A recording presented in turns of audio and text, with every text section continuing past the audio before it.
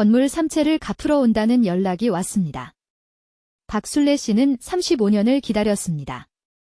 단 한 번도 이웃을 의심하지 않았습니다. 오 씨 아들이 내민 봉투를 열었을 때 박 씨의 딸 혜진이 손을 멈췄습니다. 현금 500만 원. 그것이 전부였습니다. 혜진이 조용히 물었습니다. 건물은요? 오 씨 아들의 얼굴이 굳었습니다. 혜진이 서랍에서 꺼낸 등기부등본에는 어머니 이름이 없었습니다. 3장 모두. 3장 전부. 있어야 할 자리에 낯선 이름만 3번 반복됐습니다. 이것이 끝이 아니었습니다. 1989년 봄이었습니다.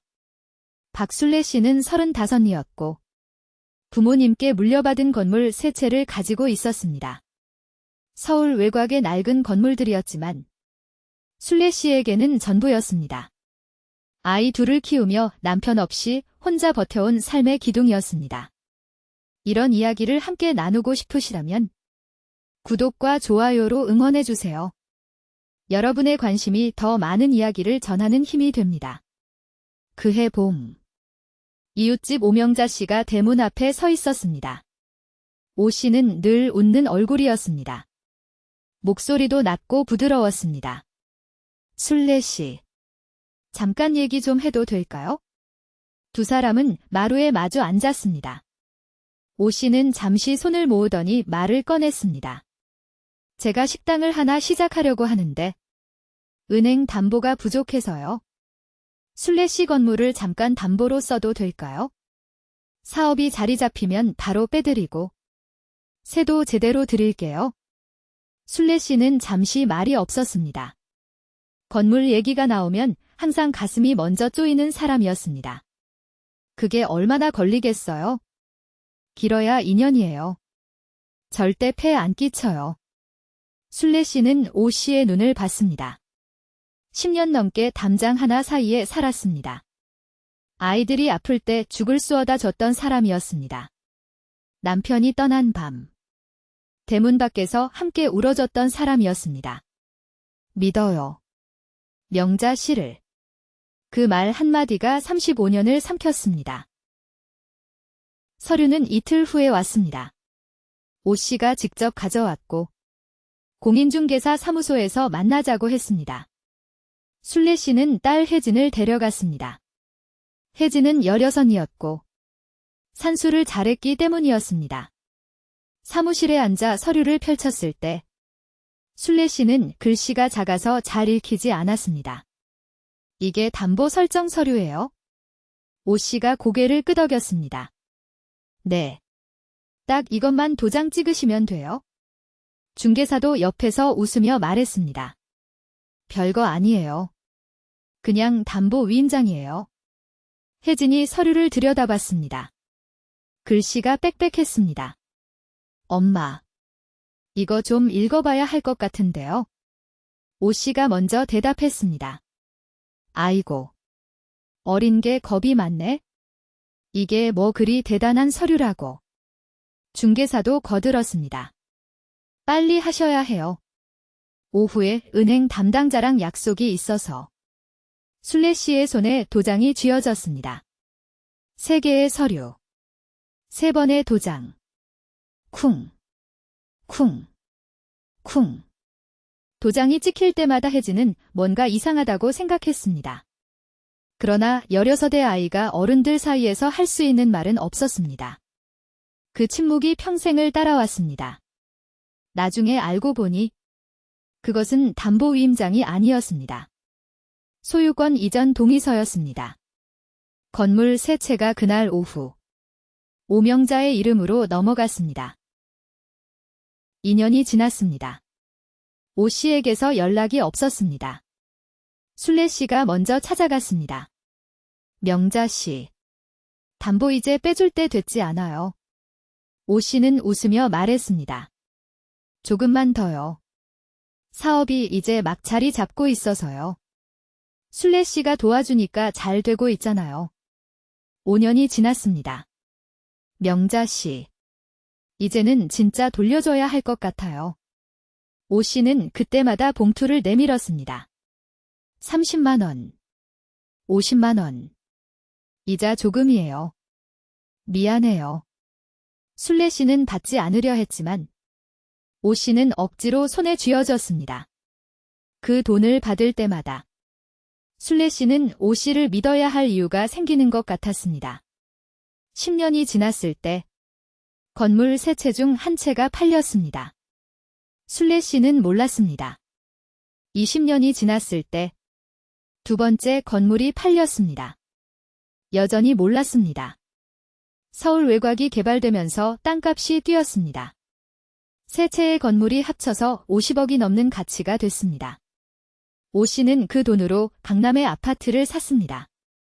아들을 유학 보냈습니다. 부자가 됐습니다. 그 모든 시간 동안 담장 너머에서 순례 씨는 박봉의 일자리를 전전하며 두 아이를 키웠습니다. 35년이 흘렀습니다. 오 씨가 쓰러졌습니다. 오 씨 아들 철수가 처음 전화를 한 건 어머니가 쓰러진 지 일주일 후였습니다. 박 씨 댁이죠. 저 오명자 씨 아들인데요. 어머니가 드릴 게 있다고 해서요. 혜진이 전화를 받았습니다. 목소리가 낮고 조용한 남자였습니다. 어떤 건데요? 건물 빌린 거 갚는다고요? 어머니가 워낙 신신당부를 하셔서. 혜진은 그 말을 어머니에게 전했습니다. 박순례 씨는 오랫동안 말이 없었습니다. 그러다 조용히 말했습니다. 드디어 오는구나. 이틀 후 철수가 찾아왔습니다. 키가 크고 말쑥한 남자였습니다. 봉투를 2개 가지고 왔습니다. 혜진이 앉으라고 권했습니다. 마주 앉은 순간 철수가 봉투를 내밀었습니다. 어머니가 정말 미안해하셨어요. 이거라도 받아주세요. 순례 씨가 봉투를 열었습니다. 현금 500만 원이었습니다. 건물은요? 혜진이 먼저 물었습니다. 철수의 표정이 잠깐 흔들렸습니다. 건물이요? 네. 우리 엄마 건물 3채요. 그걸 빌려서 사업하셨잖아요. 철수의 표정이 굳었습니다. 저는 그런 얘기를 못 들었는데요. 그 말이 혜진의 등줄기를 차갑게 훑었습니다. 혜진이 자리에서 일어났습니다. 서랍에서 오래된 서류 봉투를 꺼냈습니다. 35년 전 도장을 찍던 날 받아온 영수증 1장. 그것이 전부였지만 혜진은 그것을 버리지 않았습니다. 혜진이 등기부등본을 뽑아온 것은 그날 저녁이었습니다. 인터넷 등기소에서 건물 주소 3개를 하나씩 입력했습니다. 첫 번째 건물. 소유자, 이진수. 모르는 사람이네. 두 번째 건물. 소유자, 주식회사 동일개발. 회사 명의네. 세 번째 건물. 소유자, 오명자. 아직 갖고 있네. 혜진은 화면을 보며 멈췄습니다. 이전 소유자 이력을 클릭했습니다. 1989년 10월. 소유권 이전. 박순대에서 오명자로.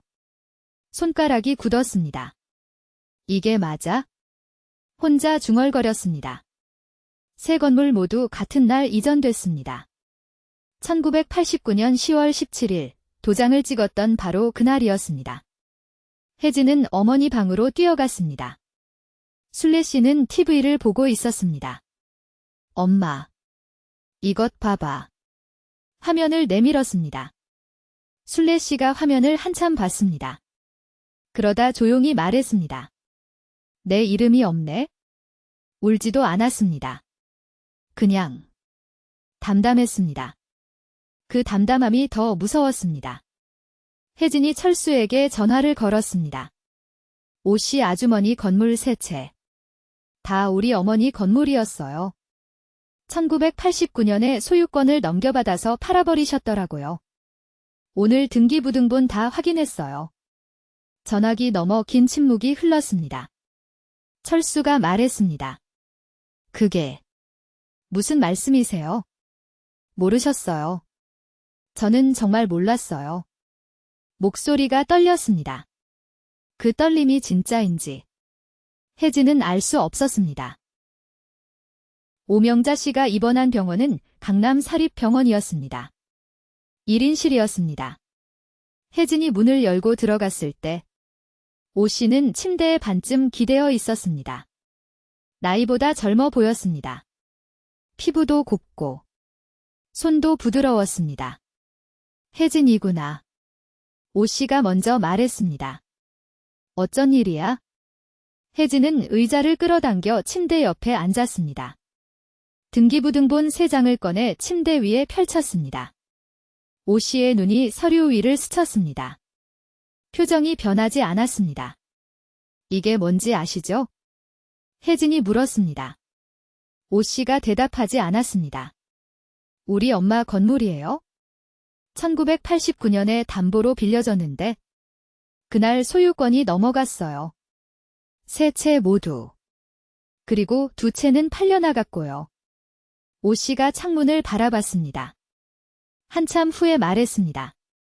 그때는 나도 어쩔 수 없었어. 혜진의 목소리가 낮아졌습니다. 어쩔 수 없었다고요? 사업이 안 됐잖아. 살아야 했잖아. 그래서 남의 건물을 빼앗으셨어요? 오 씨가 눈을 감았습니다. 어머니한테 미안해. 미안하면 왜 35년 동안 안 돌려줬어요? 왜 팔았어요? 왜 500만 원이에요? 눈물이 오 씨 뺨을 타고 흘렀습니다. 혜진은 그 눈물을 보고도 마음이 움직이지 않았습니다. 처음이었습니다. 어른이 우는데 마음이 움직이지 않는 것이. 변호사 선임했어요. 혜진이 조용히 말했습니다. 남은 한 채. 원상회복 청구할 거예요. 팔린 2채는 불법 처분으로 손해배상 청구할 거예요. 35년치 임대 수익도요. 오 씨의 손이 이불을 꼭 쥐었습니다. 재판은 2년이 걸렸습니다. 오 씨 측 변호사는 시효 소멸을 주장했습니다. 혜진의 변호사는 사기 취득을 주장했습니다. 소유권 이전 동의서라고 서명을 받았지만 담보 위임장이라고 설명했다는 증언이 나왔습니다. 중개사가 법정에 섰습니다. 오래전 기억이지만 그는 오 씨가 먼저 서류를 작성했다고 진술했습니다. 판결문은 혜진이 직접 읽었습니다. 남은 건물 한 채 원상회복. 팔린 2채는 현재 시가 기준 손해배상. 총 금액 21억 3천만 원. 법원 밖에서 어머니 순례 씨를 기다렸습니다. 햇살이 따뜻했습니다. 어머니가 법원 계단을 내려왔습니다. 혜진이 달려가 손을 잡았습니다. 얼마래? 순례 씨가 물었습니다. 21억이요. 순례 씨가 잠시 눈을 감았습니다. 그리고 작게 웃었습니다. 처음 보는 웃음이었습니다. 집으로 돌아오는 길에 차 안에서 순례 씨가 말했습니다. 혜진아. 엄마가 그때 도장 찍는 거 말렸어야 했는데 미안했어. 무슨 말이에요, 엄마? 네가 이상하다고 했잖아. 16에. 근데 어른들이 뭐라고 했어? 맞아. 혜진의 눈이 뜨거워졌습니다. 운전대를 잡은 손에 힘이 들어갔습니다. 오명자 씨는 판결 이후 강남 아파트를 처분해야 했습니다. 아들 철수는 어머니와 연락을 끊었습니다. 나중에 혜진에게 문자 하나가 왔습니다. 정말 몰랐습니다. 죄송합니다. 혜진은 답장을 하지 않았습니다. 박순례 씨는 3채 중 남은 건물 하나를 수리해 세를 놨습니다. 매달 들어오는 임대료를 받는 날. 순례 씨는 창문을 열고 바깥을 바라봤습니다. 35년 전 담장 너머로 보이던 그 하늘이 아직도 거기 있었습니다. 달라진 건 이제 그 하늘이 자신의 것이라는 사실이었습니다.